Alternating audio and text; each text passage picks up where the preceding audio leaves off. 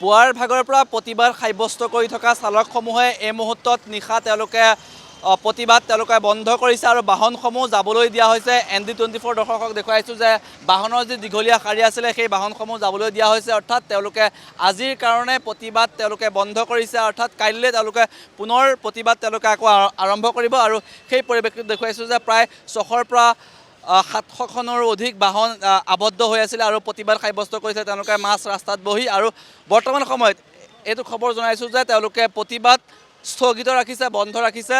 কাইলৈ পুনৰ তেওঁলোকে আকৌ প্ৰতিবাদ আৰম্ভ কৰাৰ সম্ভাৱনা আছে আৰু চালক সন্থা কেইবাগৰাকীও সদস্য আছে। মই তেওঁলোকৰ সৈতে জানিবৰ কাৰণে যত্ন কৰিম। আজি আপোনালোকে প্ৰতিবাদ স্থগিত ৰাখিছে?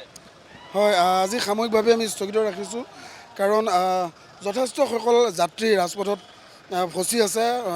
তেওঁলোকে গাড়ীৰ ভিতৰতে আছে, কাৰোবাৰ পানীও নাথাকিব পাৰে, কাৰোবাৰ শিশু থাকিব পাৰে, কোনোবা বৃদ্ধ ব্যক্তি থাকিব পাৰে। আমি মানৱীয়তাৰ দৃষ্টিভংগীৰে চাইছোঁ।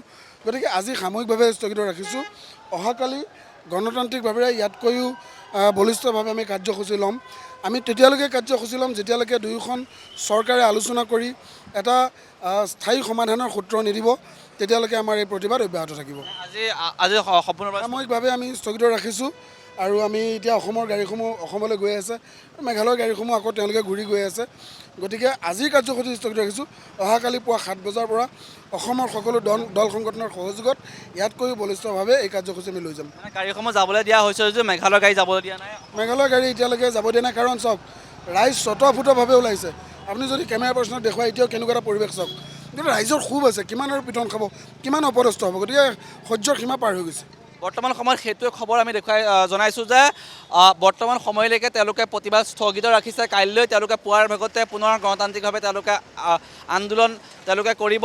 ইতিমধ্যে আজিৰ দিনটোতো তেওঁলোকে পুৱাৰ পৰা গণতান্ত্ৰিকভাৱে আন্দোলন কৰি আহিছে। যি খাচী ছাত্ৰ সন্থাৰ বিৰুদ্ধে তেওঁলোকে প্ৰতিবাদ সাব্যস্ত কৰিছে আৰু মেঘালয় যি যোৰাবাটত যিসমূহ বাহন আবদ্ধ হৈ আছিলে সেই বাহনসমূহ অসমৰ যিসমূহ বাহন অসমৰ দিশে গুৱাহাটী খানাপাৰা দিশে যাবলৈ দিছে। আৰু ইয়াত যিসমূহ মেঘালয়ৰ বাহন যিসমূহ আবদ্ধ হৈ আছিলে সেই বাহনসমূহ পুনৰ ইউটাৰ্ণ মাৰি তেওঁলোকক ঘূৰাই মেঘালয়ৰ দিশে যাবলৈ দিয়া হৈছে।